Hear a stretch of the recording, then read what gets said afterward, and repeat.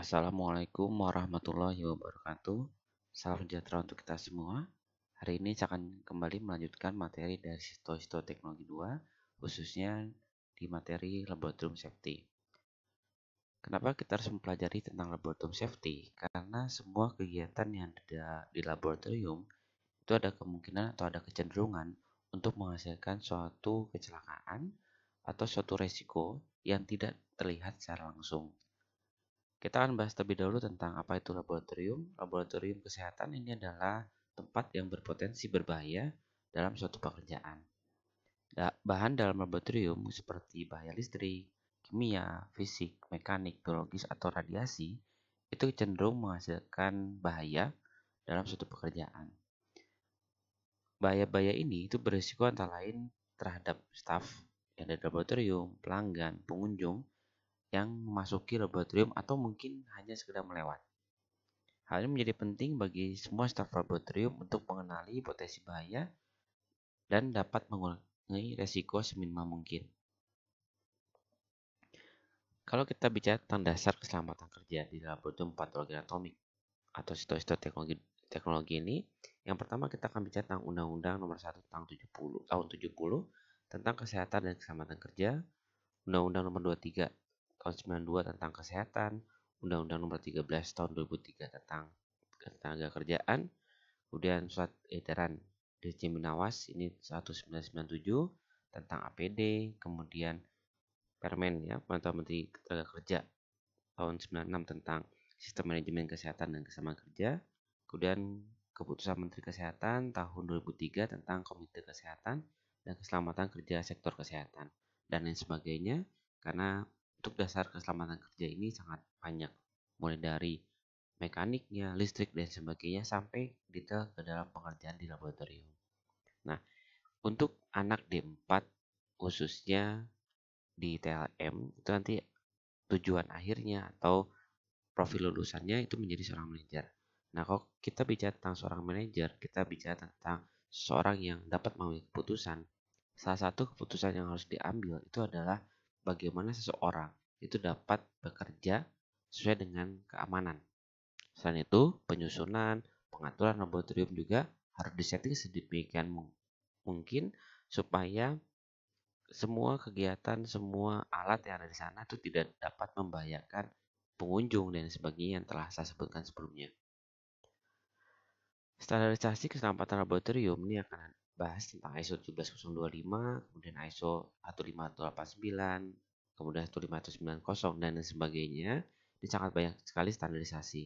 Jadi kalau Anda nanti bekerja di laboratorium khususnya di bagian K3-nya misalnya seperti itu, maka kita akan bicara tentang ISO-ISO yang telah saya sebutkan berikut ini.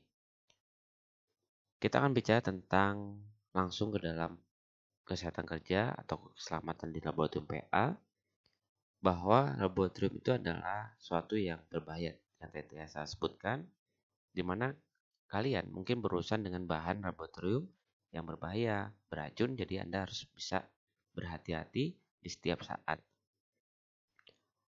Kalau kita lihat dampak dari laboratorium, itu ada dua.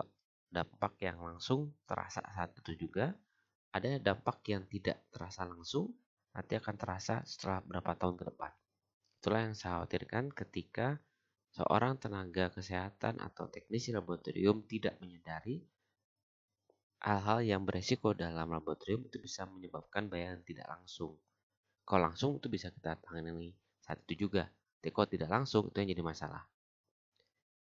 Kalau kita lihat sumber bahaya di laboratorium, ini kita bagi menjadi tiga. Ada bahan kimia, alat atau fisik, dan juga bahan biologis. Ini yang utamanya dalam pekerjaan di laboratorium. Karena kalau kayak listrik dan sebagainya, itu mungkin ada bidangnya lain. Namun kalau kita bicara tentang teknis langsung di PPA atau Histo Teknologi ini adalah tiga. Kimia, alat atau fisik, bahan biologis. Bahan kimia seperti racun, kebakaran, kemudian alat atau fisik seperti benda tajam, listrik, kalau kita menggunakan instrumen yang menggunakan listrik, kemudian bahan biologis, mikroorganisme, virus, dan lain sebagainya. Paparan dalam bahaya di laboratorium itu ada tiga. Bisa kontak kulit langsung, inhalasi melalui pernafasan, atau tertelan. Nah, ini adalah paparan yang bisa terjadi, yang bisa sengaja ataupun tidak sengaja. Kalau kita bicara tentang kontak tadi, maka kita perlu namanya alat pelindung diri. Mulai dari jas lab, sarung tangan, masker, pelindung mata, dan juga alas kaki. Nah, di lab yang ini akan sedikit berbeda dengan lab-lab lainnya. Kalau kita menggunakan jas lab seperti itu, nah itu udah hampir umum ya. Yang bedanya biasanya adalah masker. Nah, masker untuk di lab PA ini itu harus kita pertimbangkan mana yang harus dipakai ketika kita proses, mana yang dipakai ketika kita melakukan pewarnaan, kapan kita memakai masker ketika kita memotong jaringan atau makros. Ini akan sedikit berbeda untuk penggunaannya. Karena masker ini itu tergantung dari fungsinya. Ada masker yang bisa menahan materi yang bersifat aerosol atau masker yang bisa menahan dari sesuatu yang bersifat gas. Itu harus kita perhatikan. Kemudian juga eye protector, itu harus kita lihat kapan kita menggunakan eye protector, ketika terjadi percikan, kemudian uap dan sebagainya. Dan alas kaki juga harus alas kaki yang tidak sembarangan. Tidak boleh yang berasal dari karet, karena bisa jadi dia meleleh atau menempel dan sebagainya. Ini adalah alas kaki yang jenisnya berbeda.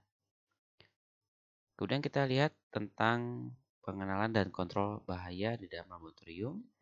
Yang harus kita kenali atau kita kontrol bahayanya, yang pertama adalah kita harus memilih tugas atau pekerjaan yang akan dianalisa. Mulai dari potong makros, kemudian proses, kemudian pewarnaan, itu harus kita kontrol dan juga kita harus kenali detailnya itu seperti apa. Kemudian pilah menjadi berapa langkah, membuat SOP. Nah, ini Anda harus tahu membuat SOP, mengatur laboratoriumnya seperti apa, itu harus kita pilah tugas-tugasnya. Kemudian identifikasi potensi bahaya, dan juga tentunya nanti menentukan langkah-langkah pencegahan jika terjadi hal-hal yang tidak diharapkan. Jadi kita harus bisa berpikir negatif untuk saat ini. Kejadian-kejadian itu harus kita pikirkan secara negatif, baru kita bisa menentukan langkah-langkah pencegahan. Kalau kita tidak berpikir negatif di sini, maka kita harus berpikir bahwa kita aman. Padahal kita harus berpikir bahwa kita tidak pernah aman. Kita akan bahas tentang kontrol bahaya di laboratorium. Yang pertama harus kita kontrol dulu sumbernya apa, kemudian kontrol pelaksanaan prosedurnya, dan juga pegawainya. Tentang sikapnya, perilakunya, dan sebagainya itu harus kita bahas. Metode pengurangan kecelakaan itu ada beberapa cara. Yang pertama adalah mengontrol tentang ventilasi dan exhaust atau engineering control. Kita kontrol mekaniknya, kita kontrol instrumennya dan sebagainya, laboratorium dan sebagainya itu harus kita kontrol. Contoh misalnya, kalau kita melakukan pemotongan makroskopis, maka kita akan selalu terpapar dengan formalin, terpapar dengan larutan fiksatif dan sebagainya.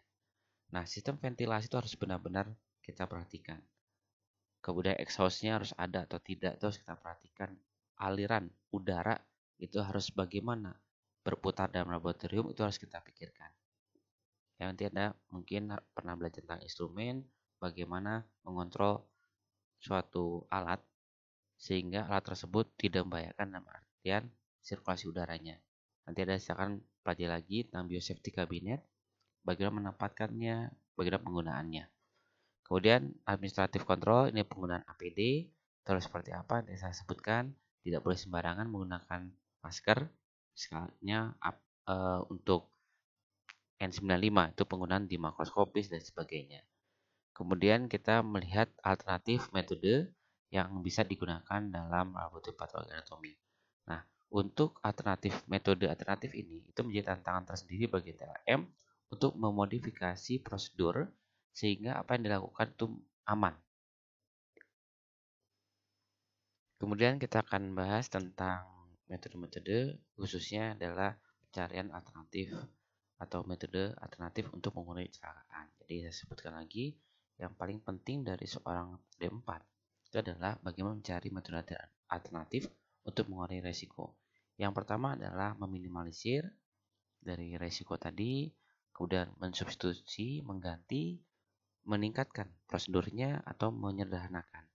Nah, ini adalah metode-metode yang harus kita pelajari atau Anda kembangkan dalam laboratorium patologi anatomi. Kalau kita bicara tentang meminimalkan, ini sampai contoh begini. ketika kita menggunakan metode dehidrasi, menjadi alkohol 1 atau alkohol 70, 80 dan sebagainya, maka bagaimana kita bisa meminimalkan prosedur tadi itu menjadi hal yang lebih baik. Misalnya, kita menggunakan silo 1, silo 2, silo 3 atau tadi dehidrasi lah. Dehidrasi alkohol absolut mulai 70, 80, 90, 95, absolut 1, 2, 3. Nah, bagaimana kita bisa menghilangkan sebagian dari prosedur tersebut sehingga hasilnya tidak berubah atau tetap maksimal dalam sediaan mikroskopisnya. Dari 70 ke 80 ke 90 kita buang 80-nya. Nah, itu bisa saja kita lakukan. Atau misalnya kita menggunakan metode lainnya. Yang silo 1 tadi clearing 1, 2, 3. Maka kita rubah menjadi silo 1, silo 2. Karena kita tahu bahwa silo ini adalah senyawa atau cairan yang sangat berbahaya yang dapat merusak tubuh kita secara inhalasi. Karena dia mudah menguap. Biasanya terjadi di pewarnaan. Kalau kita menggunakan alat otomatis dalam proses pembuatan sediaan tadi atau pematangan. Yang selanjutnya adalah substitusi atau mengganti.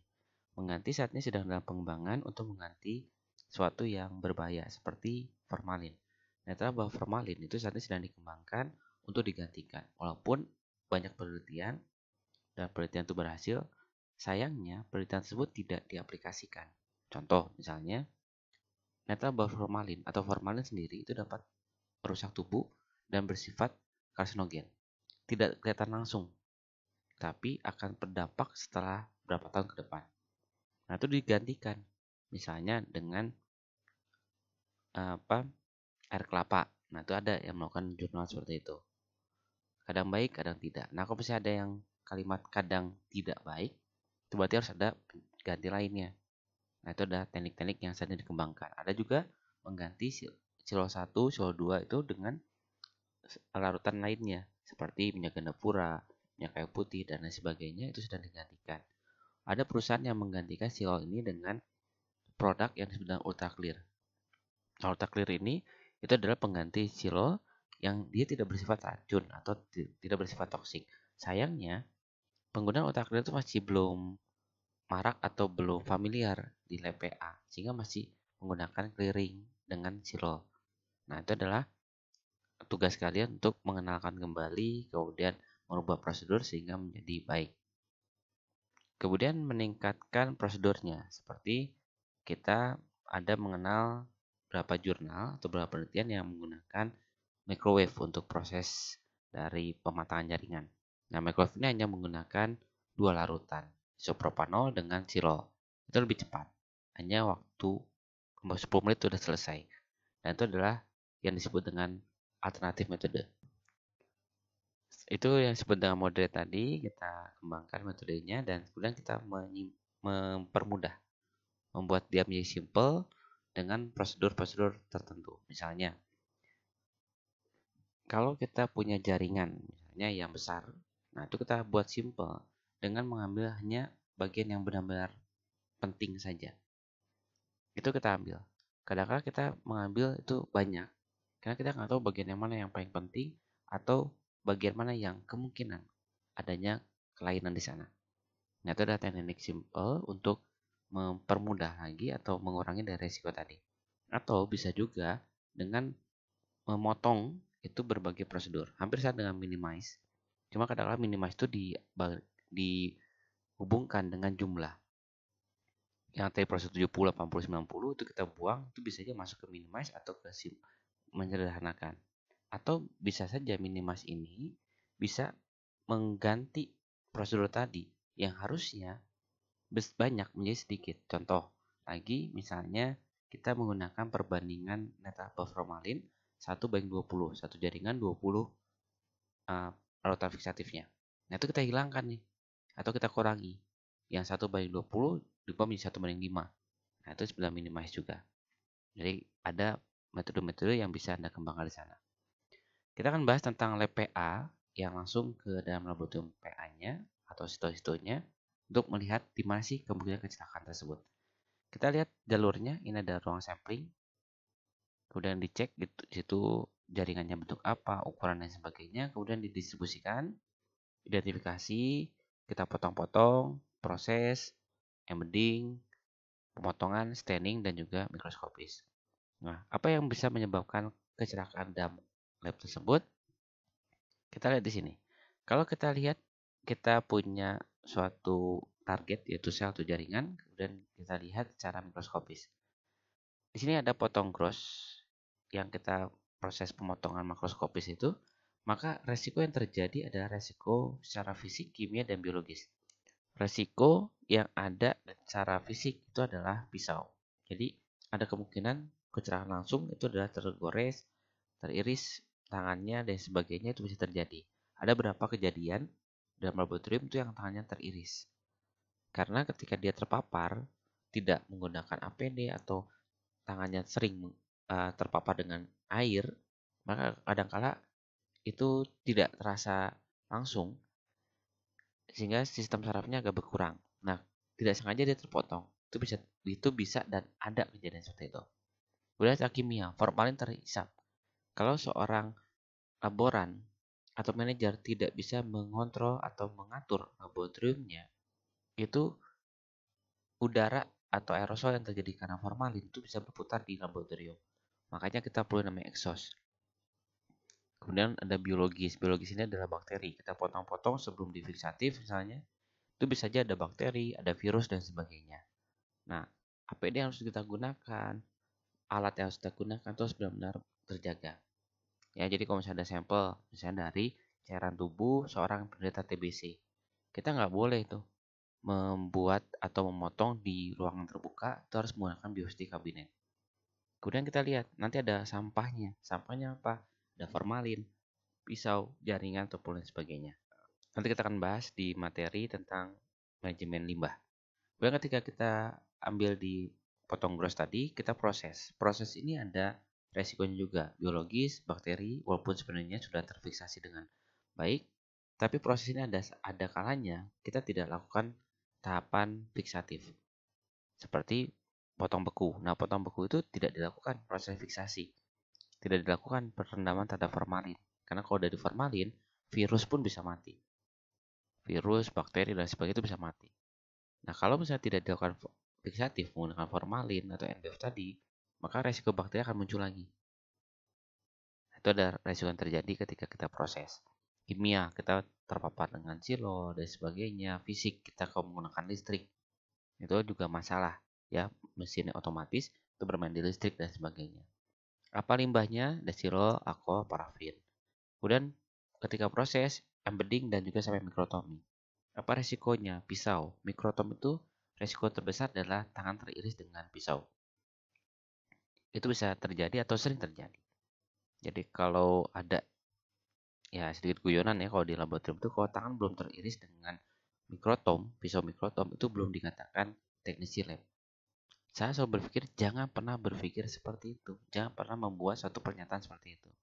Kalau Anda teriris dengan pisau ketika proses mikrotomi, berarti manajer di sana itu tidak baik atau tidak benar. Itu harus diganti itu manajernya. Atau teknisinya itu tidak benar juga, maka harus dilakukan pelatihan dan sebagainya. Apa limbahnya? Ada parafin di situ, ada pisau di situ. Kemudian proses pewarnaan, resikonya apa? Terpapar dengan zat warna. Karena kita tahu bahwa beberapa zat warna bersifat karsinogen. Maka hati-hati dengan pemaparan zat warna. Ada sirol di sini juga, ada alkohol di sini juga. Kemudian limbahnya tadi sirol, alkohol, zat warna dan sebagainya. Maka muncullah yang namanya sedia mikroskopis. Nah, inilah resiko-resiko yang harus kita pertimbangkan kemungkinan-kemungkinan terjadinya kecelakaan. Baik itu langsung ataupun tidak langsung. Kemudian ketika kita tahu resiko dan juga limbahnya, maka kita harus mengenal tentang resiko itu harus seperti apa sih yang harus kita tangani, harus kita perhatikan dan sebagainya. Maka kita merujuk terhadap Permen Ketenagakerjaan tahun 2018 tentang K3. Kita mengenal dan nilai batas ambang atau NAB, nilai ambang batas. Ini adalah faktor atau standar faktor bahaya tempat kerja sebagai kadar atau intensitas rata-rata tertimbang waktu yang diterima tenaga kerja tanpa menyebabkan penyakit atau gangguan kesehatan dalam pekerjaan sehari-hari untuk waktu tidak lebih dari 8 jam atau 40 jam seminggu. 8 jam sehari atau 40 jam seminggu. Nah, kita lihat nih, kalau misalnya kita ada dalam satu ruangan yang menggunakan netral buffer formalin, maka kita harus mengenal berapa sih batas ambang kadar formalin dalam udara. Sehingga kadar itu tidak merusak tubuh seseorang ketika dia bekerja 8 jam. Makanya tidak boleh tenaga kerja kesehatan tersebut kerja lebih dari 8 jam. Itu udah melanggar aturan. Karena kalau udah lebih dari 8 jam itu berarti sudah melanggar aturan dari undang-undang tentang ketenagakerjaan. Ada juga nilai ambang batas kadar tertinggi. Kalau tadi adalah batas ambang tidak menyebabkan resiko, maka ada nilai ambang batas kadar tertinggi di mana kadar zat di udara tempat kerja yang tidak diperbolehkan melampaui walaupun dalam waktu sekejap. Kalau tadi 8 jam atau 40 jam seminggu atau 8 jam sehari tadi ya atau 40 jam seminggu, kalau ini tidak boleh walaupun hanya sekejap. Jadi ketika ada paparan terbuka langsung itu harus keluar. Tidak boleh ada di ruangan itu. Contoh misalnya ada sirop tumpah nih di dalam laboratorium. Itu tidak boleh ada pegawai atau seorang di sana. Langsung segera gunakan APD, kita gunakan suatu, semua pegawai atau semua pekerja harus keluar. Sterilkan dulu area tersebut, baru boleh masuk lagi. Nah, itu disebut nilai ambang batas kadar tertinggi. Kemudian nilai ambang batas paparan singkat yang diperkenankan. Di mana di sini adalah kadar zat kimia di udara tempat kerja yang tidak boleh dilampaui agar tenaga kerja yang terpapar pada periode singkat tidak lebih dari 15 menit. Jadi masih boleh menerimanya tanpa mengakibatkan iritasi, kerusakan, ataupun dia terbius. Ya, itu harus kita pertimbangkan ada waktu-waktunya. Nah, contoh misalnya tumpah kloroform. Kita ingin mengganti sirol dengan kloroform, boleh-boleh saja. Tapi ketika kloroform tumpah atau dia menguap, itu tidak boleh lebih dari 15 menit. Karena kalau 15 menit, itu akan menyebabkan tenaga kerja tadi atau teknisi tadi itu pingsan di tempat. Itu nggak boleh. Jadi kita harus pikirkan, tadi saya sebutkan alternatifnya apa, resikonya apa. Kita boleh alternatif menggunakan kloroform. Anda silakan baca artefak nih. Misalnya kita mau menghilangkan shrinkage untuk apa jaringan otak dan sebagainya nih. Ya, vessel shrinkage. Nah, itu untuk menggunakan artefak itu kita gunakan kloroform clearingnya. Boleh-boleh saja.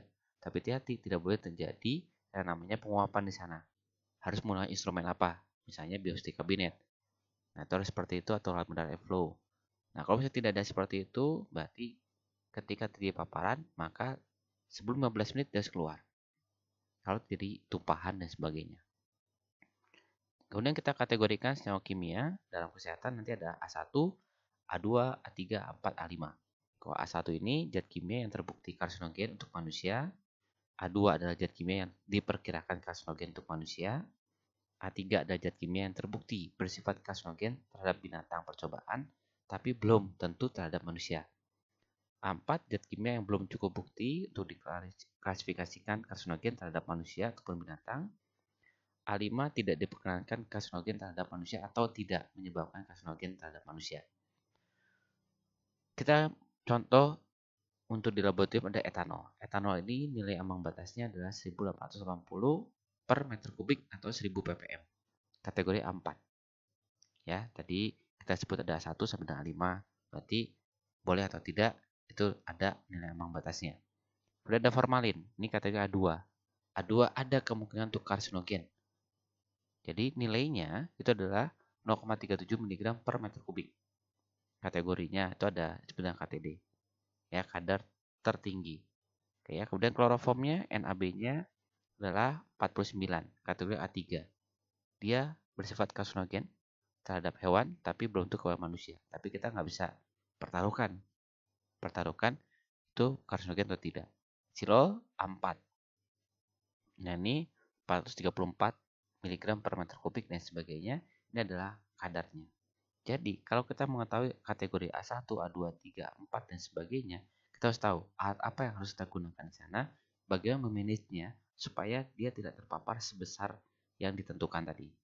Artinya, kita butuh suatu detektor. Detektornya apa? Detektornya adalah satu, formalin detektor. Jadi di dalam laboratorium itu wajib ada formalin detektor. Kita bisa melihat nih kadar formalin dalam udara seperti apa. Kalau udah melebihi, maka semua pekerja di sana harus keluar. Sampai steril baru dia boleh masuk lagi. Misalnya seperti itu.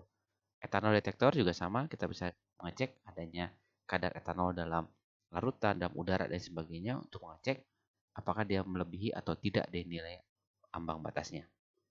Kemudian ada chloroform detektor, kemudian ada silo detektor. Nah, ini adalah instrumen-instrumen yang wajib Anda miliki di dalam laboratorium patologi anatomi atau lab histoteknologi, baik itu riset atau apapun itu. Karena kita tahu bahwa laboratorium itu pasti memiliki resiko. Resikonya langsung ataupun tidak langsung. Ya, jadi yang harus kita pikirkan adalah pastikan terlebih dahulu aman untuk diri kita sendiri dan aman untuk orang lain. Karena dikhawatirkan kita bisa aja pakai APD. Ada pengunjung datang, memberikan sampel, bawa sampel, terpapar, nah itu kita ikut berdosa di sana. Karena kita memberikan penyakit atau resiko terhadap pengunjung tadi. Ya, sekian yang bisa saya sampaikan. Mohon maaf jika ada kesalahan. Untuk diskusi, silakan Anda masukkan ke dalam kolom komentar. Selamat belajar. Assalamualaikum warahmatullahi wabarakatuh.